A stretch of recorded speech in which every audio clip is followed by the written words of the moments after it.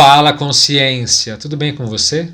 Eu me chamo Alexandre Pereira e hoje eu vou ler para vocês um relato de um projetor que encontrou pela primeira vez um serenão, um encontro fora do corpo.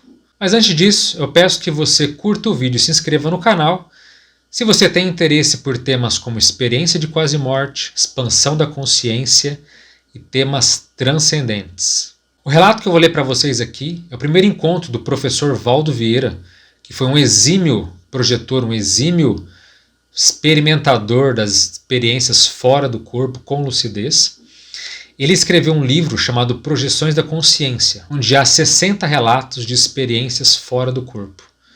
E um desses relatos, no capítulo 57, é chamado Lição de Fraternidade, onde ele encontra pela primeira vez, de modo inesperado, ele não pensava em fazer aquilo, ele está na presença desse ser que nós chamamos de serenão, que é o ser mais evoluído que renasce aqui na vida humana. Então, se você quer saber mais sobre os serenões, sobre o que eu estou falando, eu vou colocar tanto no card quanto na descrição do vídeo um link daqui de uma apresentação que eu fiz no canal, com mais de 40 minutos, dando uma geral, uma panorâmica, sobre o que são esses serenões, ou serenonas, como é que são esses seres super evoluídos. Mesmo que você não tenha visto esse vídeo, você vai poder acompanhar aqui de forma integral, você vai entender tudo que eu vou ler aqui para você. Mas para você ter uma ideia melhor, assista o vídeo, esses mais de 40 minutos, de preferência assista na íntegra, porque muita gente ficou vendo picado o vídeo e veio perguntar coisas que estavam muito bem esclarecidas no vídeo. E vamos então para o relato. 19 de dezembro de 1979, quarta-feira. Temperatura 25 graus. Umidade do ar 68%. Deitei-me de costas no leito às 10 horas e 11 minutos da noite. Então nesse livro legal é que sempre na introdução há muito detalhe de como ele estava no período anterior da experiência fora do corpo, que todos aqui são provocados. É diferente do EQM, que é uma experiência meio que inevitável, é meio que no tranco, no trauma, na força. Aqui não. A pessoa faz de caso pensado, é premeditado essa experiência fora do corpo. Então ele coloca: eu me vi fora do corpo com a consciência clara e o raciocínio tranquilo.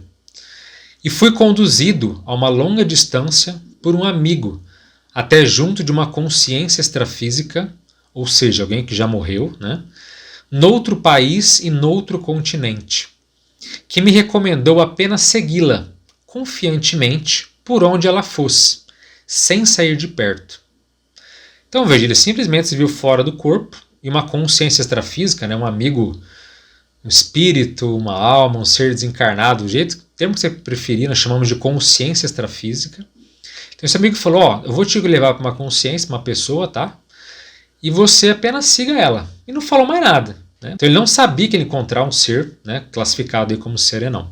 A consciência de aparência feminina, parecendo estar sempre concentrada numa serenidade inabalável, vestia traje simples de monja e comunicou-me logo em fluxo agradabilíssimo de energia, apenas com a presença. Então ele chegou, ela estava vestida com traje de monja, já chama a atenção, porque monges basicamente são homens, né? Até o budismo brinca que qualquer pessoa pode ser monge, basta renascer homem, né? Então já achou diferente e ela não falou nada, só jogou uma carga de energia muito agradável para cima dele. Uma sensação de liberdade, deslumbramento e senso de fraternidade indescritíveis me invadiram, numa exaltação emocional incrivelmente contida. Embora na crosta planetária, usufruía de leveza invulgar do psicossoma. O que é isso?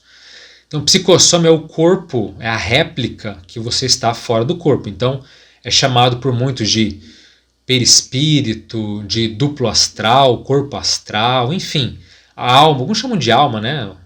O espírito mesmo.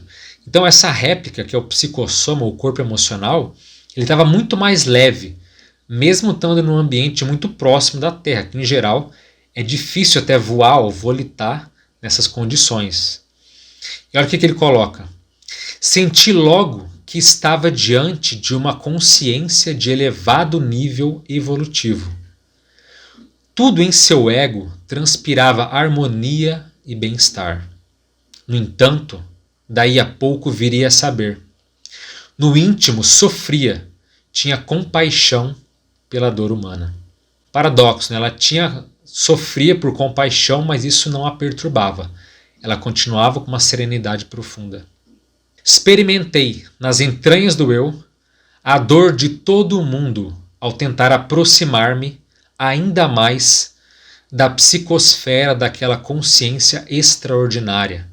Quer dizer, psicosfera é o campo energético. Então, quanto mais ele se aproximava do campo energético dela, mais nas entranhas, mais ele sentia com profundidade essa dor que ela tinha pelo sofrimento humano. Chegamos a lugar paupérrimo, tomado de casas e pequenos quintais com árvores mirradas. O ambiente diverso do Brasil era bem primitivo e necessitado, claramente visível no dia claro. A consciência extrafísica raramente ficava com o psicossoma ereto, de pé. Por toda a parte, mesmo durante a volitação daqui para ali, ou deslizando pelos lugares terrestres mais íngremes, ela seguia como se estivesse sentada com as pernas cruzadas, numa posição típica à moda yoga, talvez procurando manter as energias em disponibilidade pelo esforço da meditação. Só movia os braços mansamente. Esse é um ponto que também chama muita atenção. Então, quando as pessoas volitam, andam fora do corpo, todo mundo fica de pé. E ela ficava então sentada com as pernas cruzadas, né, basicamente numa posição de lótus, e ela movia apenas as mãos mansamente. E será que essa posição então sentada tem algum diferencial? É melhor para alguma questão da projeção? Isso ainda não há nenhum consenso, na verdade, é um bom tema de pesquisa para ser feito. Como ela só andava então de pernas cruzadas, né, ele tentou fazer o mesmo, então ele coloca: procurei fazer o mesmo, dentro de minhas possibilidades por onde íamos. Estivemos em dezenas de tugúrios, onde a benfeitora visitava os doentes, em zonas rurais de difícil acesso, num descampado onde se reunia uma multidão sob a luz do sol, numa espécie de creche com crianças enfermas, numa instituição de irmãs religiosas parecendo católicas, numa prisão abarrotada de homens maltrapilhos, sujos e barbudos em grande promiscuidade. Então olha só quantos locais que eles foram, né? E ele sempre acompanhando ela. Por toda a parte, a mensageira, num silêncio absoluto, que tudo compreendia, espalhou inspirações e energias para a melhoria da saúde, dos ânimos, da pacificação, do entendimento fraterno, que experimentava fluindo da sua consciência. Senti, ao seu lado, o meu íntimo pleno de compaixão, júbilo, ternura, compreensão, humanidade, abnegação e todas as ideias e os sentimentos elevados e construtivos de que ainda não sou capaz de produzir por mim mesmo. Onde chegávamos, as consciências extrafísicas presentes se afastavam, reverentes em silêncio, à aproximação da amparadora, ou do ser de luz, como alguns chamam.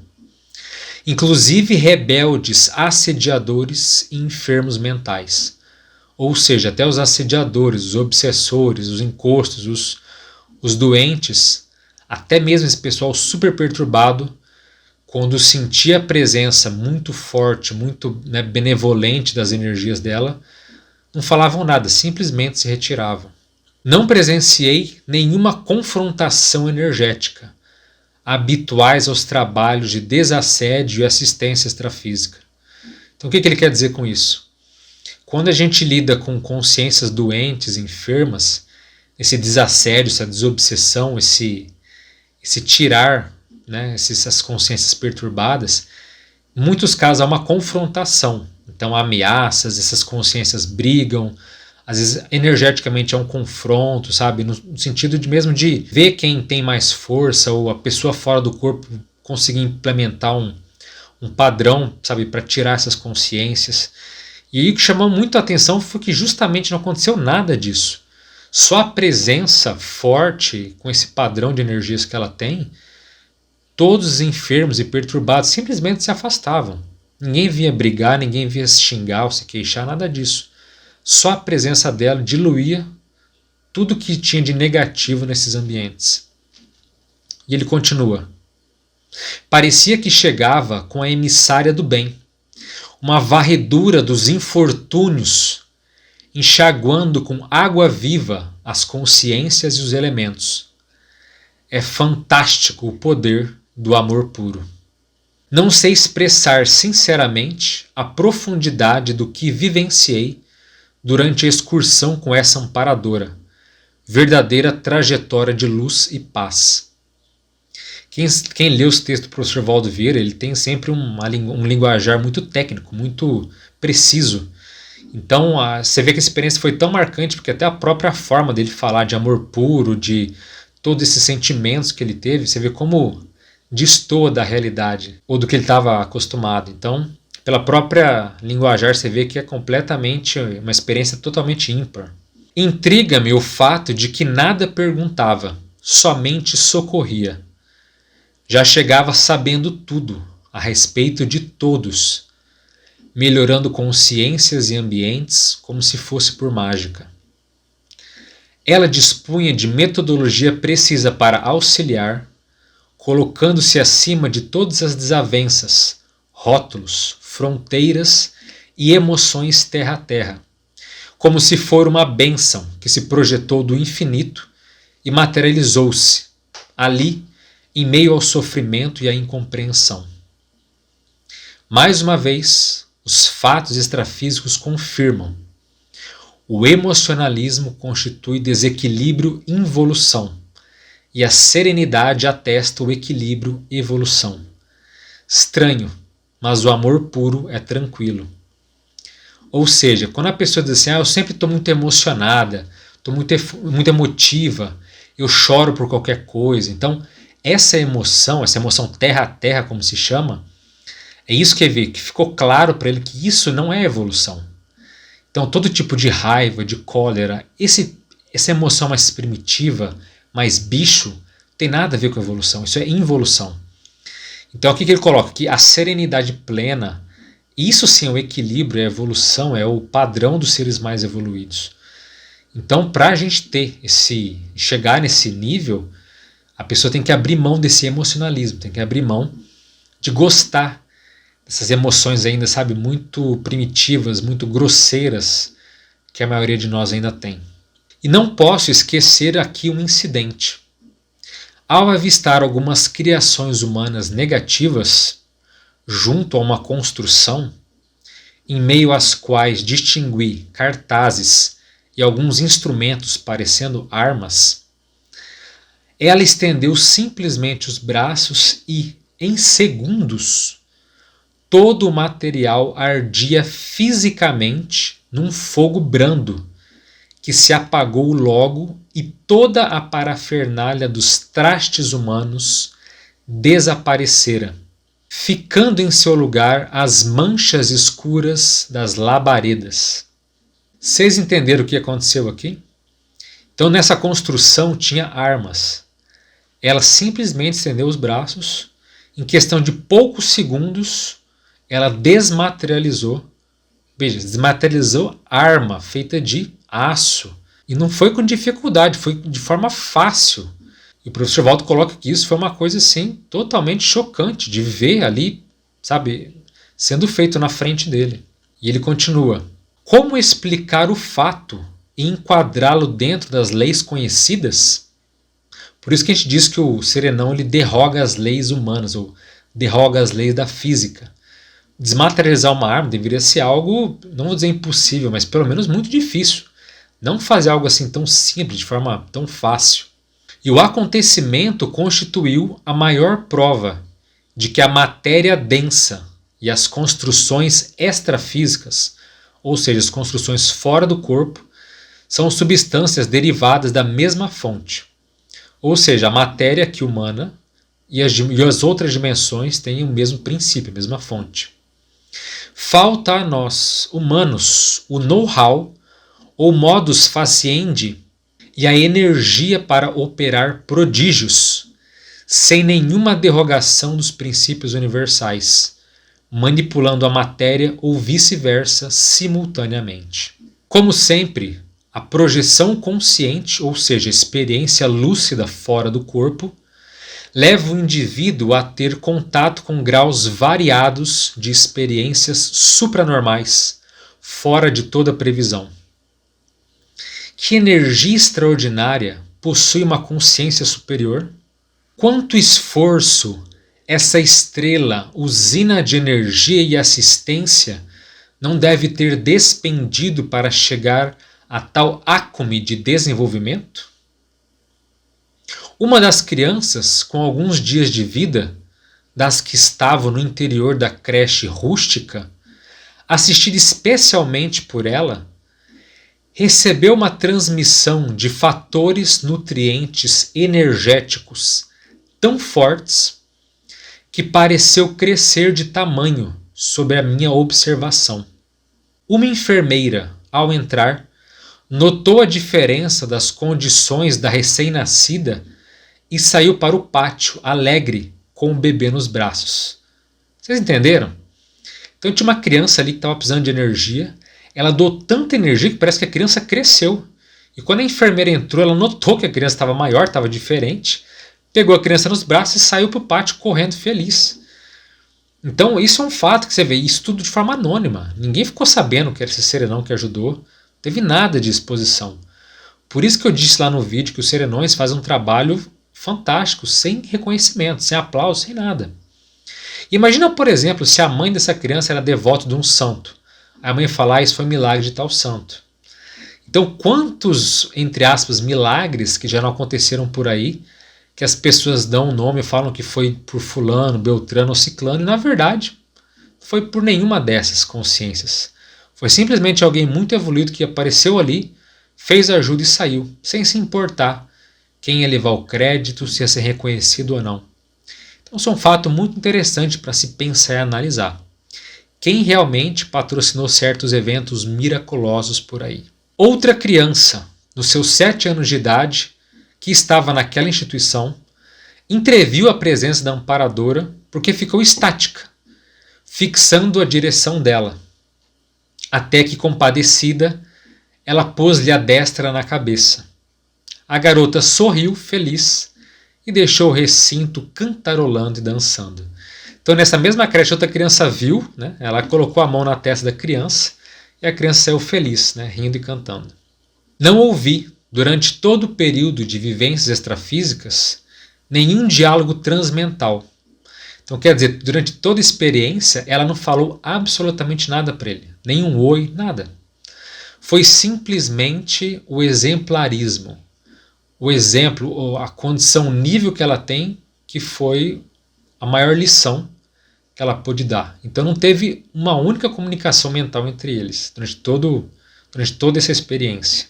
Ela, que não perdeu um momento sequer de auxílio, sob todas as formas, acionando seu dínamo interior de afeto puro para as criaturas de todas as condições e procedências que deparou pela frente.